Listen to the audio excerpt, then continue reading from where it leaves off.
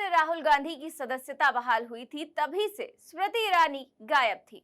लोग पूछ रहे थे कि आखिर स्मृति ईरानी का कोई बयान कैसे नहीं आया। फिर जब आज सुबह ही खबर आई कि आज राहुल गांधी अविश्वास प्रस्ताव पर बोलेंगे और आज ही स्मृति ईरानी भी बोलेगी, तो सभी की निगाहें इस पर टिक गई।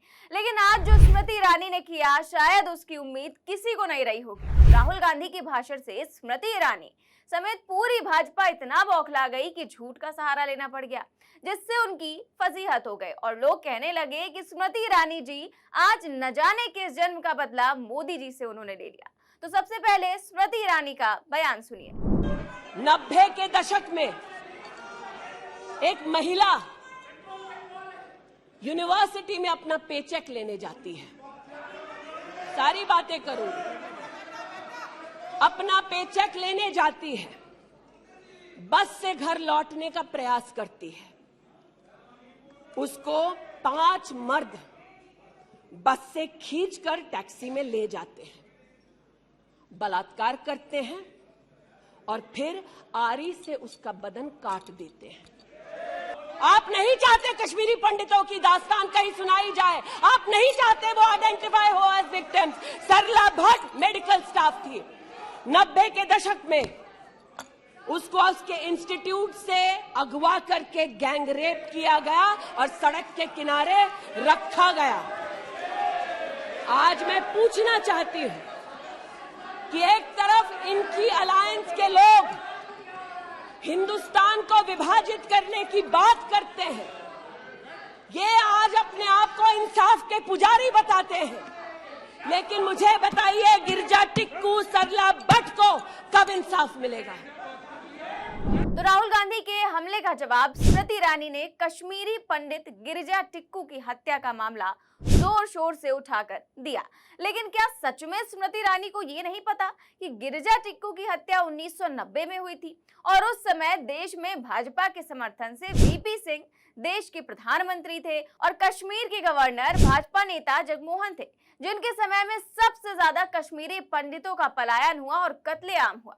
तो गिरिजा टिक्कू की हत्या के लिए कोई जिम्मेदार था तो वो सरकार जो भाजपा के सहयोग से चल रही थी। तो फिर स्मृति ईरानी ने कांग्रेस पर इसका आरोप क्यों लगाया?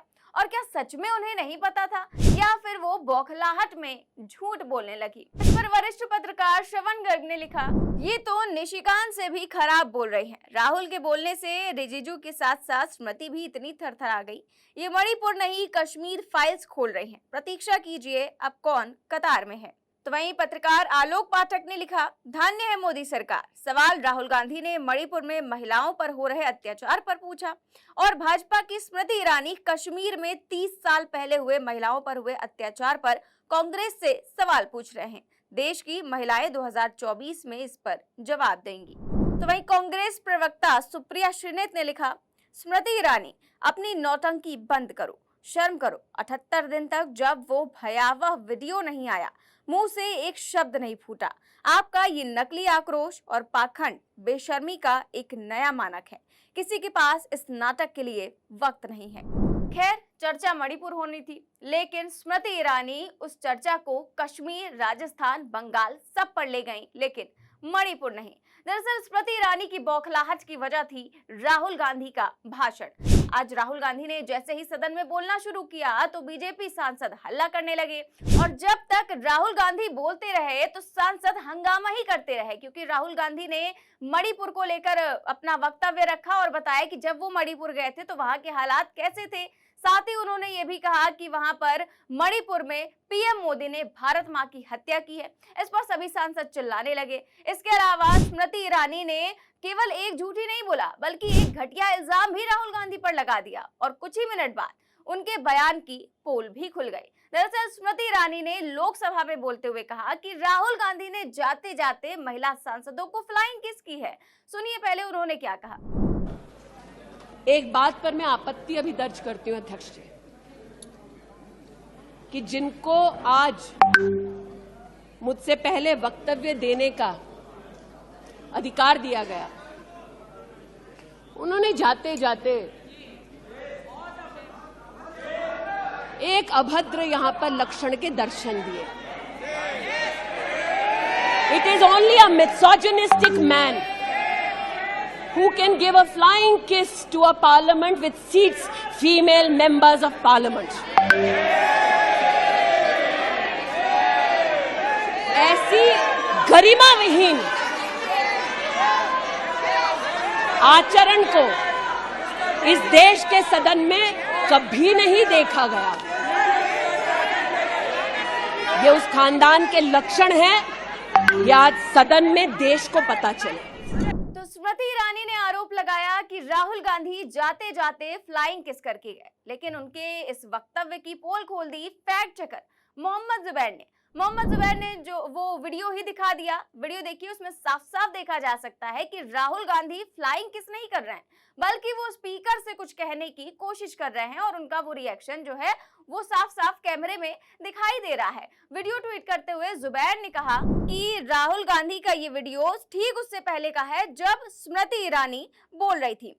तो इसमें आगे लिखा है कि क्या इसमें किसी भी तरह की फ्लाइंग किस स्मृति ईरानी की तरफ देते हुए वो दिखाई दे रहे हैं, जैसा कि शोभा द्वारा बीजेपी की नेता है, उन्होंने एक ट्वीट करते हुए लिखा है कि जैसा उनके द्वारा क्लेम किया गया है। इसके आगे लिखा है कि स्मृति ईरानी ने अपनी स्पीच में कहा कि राहुल गांधी ने जो फ्लाइंग किस दी है वो फीमेल मेंबर्स की तरफ दी है, जो पार्लियामेंट में फीमेल मेंबर्स थी उनकी तरफ करके दी है। लेकिन इस वीडियो में तो ऐसा कुछ भी नहीं दिखाई दे रहा है और ना कि स्मृति ईरानी की तरफ उन्होंने दिया, जैसा कि ट्वीट किया गया है पायल मेहता के द्वारा। वहीं इसके अलावा उन्होंने एक और चीज भी लिखी कि स्मृति ईरानी जब बोल रही थी फ्लाइंग किस को लेकर तो वो 1:22 हो रहा था। संसद में जैसे कि नीचे टाइम भी दिखाई देता है तो उसमें 1:22 हो रहा था, जबकि जो ट्वीट पायल मेहता द्वारा फ्लाइंग किस को लेकर किया गया है वो 1:10 पर हुआ।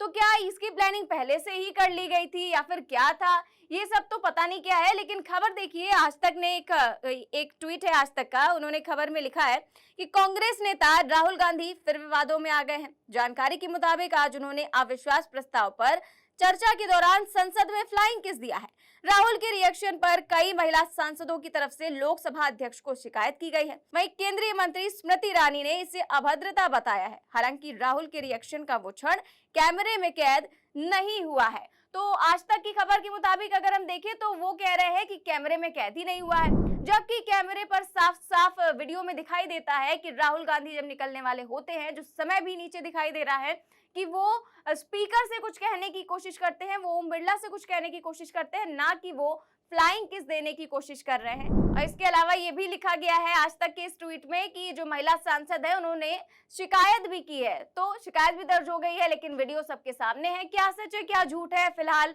ये तो वक्त ही बताएगा। लेकिन जिस तरह से स्मृति ईरानी ने खुलेआम कश्मीर को लेकर झूठ बोला और उसके बाद जो इन्होंने एक फ्लाइंग किस को लेकर दावा किया है, उस पर आपकी क्या राय है हमें कमेंट बॉक्स में जरूर बताएं। साथ ही देश और दुनिया की तमाम बड़ी खबरें जानने के लिए देखते रहिए 4 PM न्यूज नेटवर्क। नमस्कार।